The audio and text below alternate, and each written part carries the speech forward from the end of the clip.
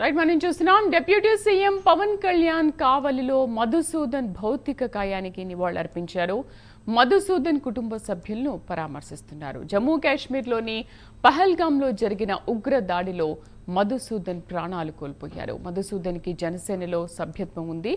కావలి నియోజకవర్గంలో మధుసూదన్ జనసేన యాక్టివ్ మెంబర్గా ఉన్నారు.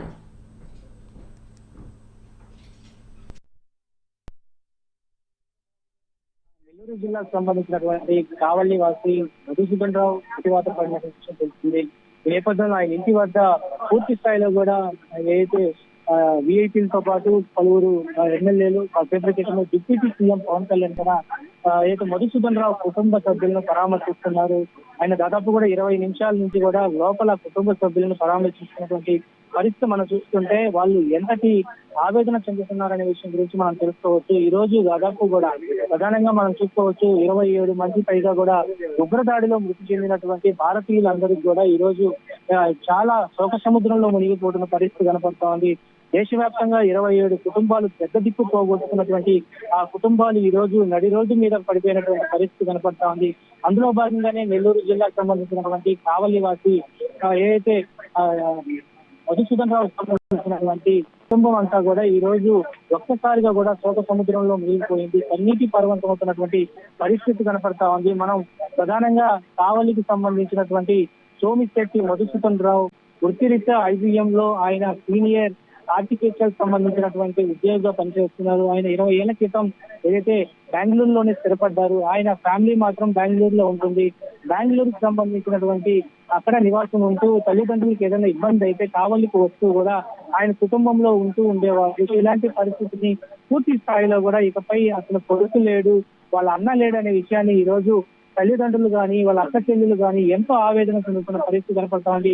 డిప్యూటీ సీఎం పవన్ కళ్యాణ్ లోపలికి వెళ్లి మరి కాసేపట్లో కుటుంబ సభ్యులందరినీ కూడా పరామర్శించిన తర్వాత ప్రభుత్వం తరఫున ఎవరైతే ఇక ప్రభుత్వ లాంఛనాలను అంత్యక్రియలను చేసేటువంటి వ్యక్తులు ఎవరైతే ఉంటున్నారో మంత్రి ఆనం రామరాయుడుతో పాటు ఇటు సత్యప్రసాద్ మరికొంతమంది మంత్రులు కూడా పాల్గొనే పరిస్థితి కనపడుతుంది. కాసేపు క్రితమే పౌర సరఫరా శాఖ మంత్రి అయినటువంటి రాజంగ మనోహర్ కూడా ఇటు మధుసూదన్ రావు కుటుంబానికి ప్రగాఢ సానుభూతి తెలియజేశారు. ఈ నేపథ్యంలో ప్రధానంగా కావలిలో అన్నిటి పర్వంతమైన పరిస్థితి కనపడతా ఉంది. కావలి ప్రస్తుతం మధుసూదన్ రావు కుటుంబ సభ్యులు అంతా కూడా ఆవేదన చెందుతున్నారు.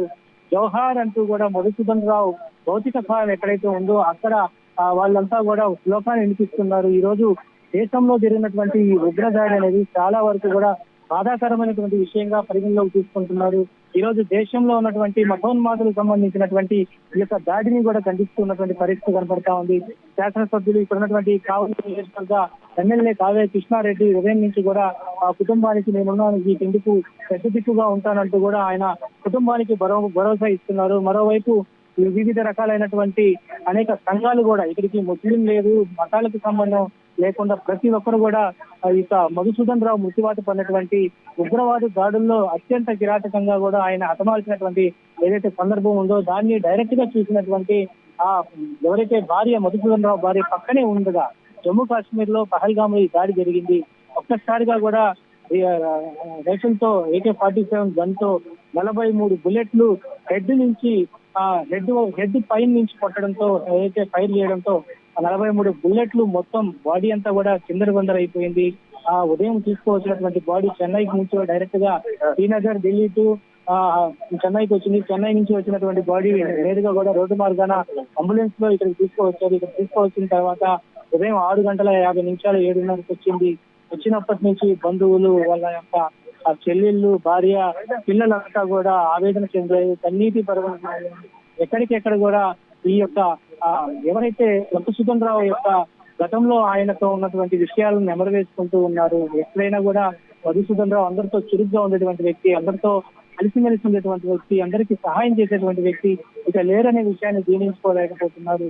రాష్ట్ర నలుమూలల నుంచి వస్తున్నారు.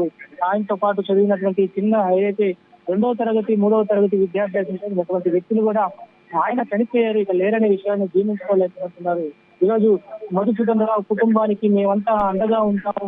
ఈ రోజు దేశవ్యాప్తంగా జరిగినటువంటి ఈ ఉగ్రదాడిలో మరణించినటువంటి ఈ యొక్క మధుసూదన్ రావు కుటుంబాన్ని ఈ రోజు ఏదైతే ఏపీ ప్రభుత్వం ఏదైతే కేంద్ర ప్రభుత్వం కూడా అన్ని విధాలుగా ఆదుకోవాలంటూ ఒకవైపు బంధుమిత్రులంతా కూడా ఇటు రాష్ట్ర కేంద్ర ప్రభుత్వాలను కోరుతున్నారు. ఏదేమైనా కూడా ఇది ఒక హేయమైన చర్య.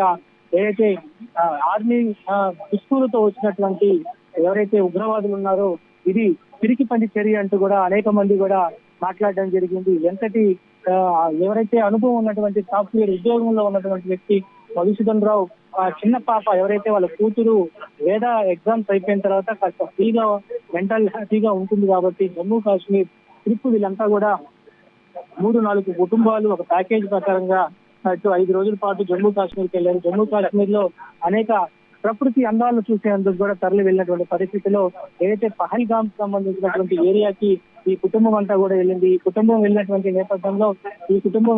నేపథ్యంలో ఒక్కసారిగా కూడా పహల్గామ్ లో జరిగినటువంటి 3 గంటల 30 నిమిషాల నుంచి 4 గంటల 30 నిమిషాల మధ్య జరిగినటువంటి ఏదైతే ఈ సంఘటన అత్యంత దారుణమైనటువంటి ఘటన ఏదైతే జరిగిందో దీన్ని ఎవరు కూడా జీర్ణించుకోలేకపోతున్నారు. ఇప్పుడిప్పుడే జమ్మూ కాశ్మీర్ 370 ఆర్టికల్ తీసేసిన తర్వాత జమ్మూ కాశ్మీర్ లో ఇప్పుడిప్పుడే ఇటు పర్యాటక ప్రియులు ఎవరైతే ఉంటారో వాళ్ళందరూ కూడా అక్కడికి వెళ్తున్నారు.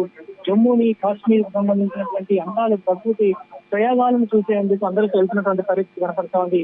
ఏదేమైనా కూడా ఈ రోజు ఉగ్ర దాడిలో బలైనటువంటి ఏపీకి చెందినటువంటి ఇద్దరులో నెల్లూరు జిల్లా కావలివాసి మధుసూదన్ రావు ఈ రోజు లేరనే విషయాన్ని ఎవరు కూడా జీర్ణించుకోలేకపోతున్నారు.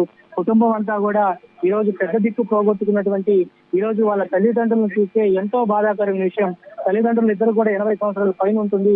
వాళ్ళు ఇప్పటికే హార్ట్ ప్రాబ్లంతో ఇబ్బంది పడుతున్నారు. నిన్న రాత్రి వరకు కూడా ఏం జరగలేదు, చిన్న యాక్సిడెంట్ జరిగింది, అమ్మాయి ఎక్కడికి వస్తున్నారు అని చెల్లెలు చెప్తుంటే నిజంగా కొడుకు వస్తున్నాడేమనే ఒక ఆవేదన, ఒక ఆందోళనలో నా బిడ్డను నేను చూసుకోవాలా త్వరగా అంటూ కూడా రాత్రి వరకు గడిపినటువంటి ఆ కుటుంబం పెద్దలు ఎవరైతే అమ్మా నాన్న ఉన్నారో తిరుపాలు పద్మావతికి 11:50 నుంచి 12:50 లోపల మధ్యలో ఒక్కసారిగా కూడా ఇంకా లేరు ఈ బిడ్డ అని చెప్పడం, చిన్నగా చెప్పడంతో ఒక్కసారిగా వాళ్ళు ఆవేదన చెందారు, కన్నీటి పర్వంతం అయ్యారు. ఉదయం 7 గంటలకు వచ్చినటువంటి ఎవరైతే మధుసూదన్ రావు బాడీని ఆ భౌతిక గాయాన్ని చూసిన తర్వాత గోరుమంటూ విలపిస్తున్నారు. ఈ రోజు ఉదయం నుంచి ఇప్పటి వరకు కూడా అంతిమయాత్ర మరి కాసేపట్లో స్టార్ట్ కాబోతుంది.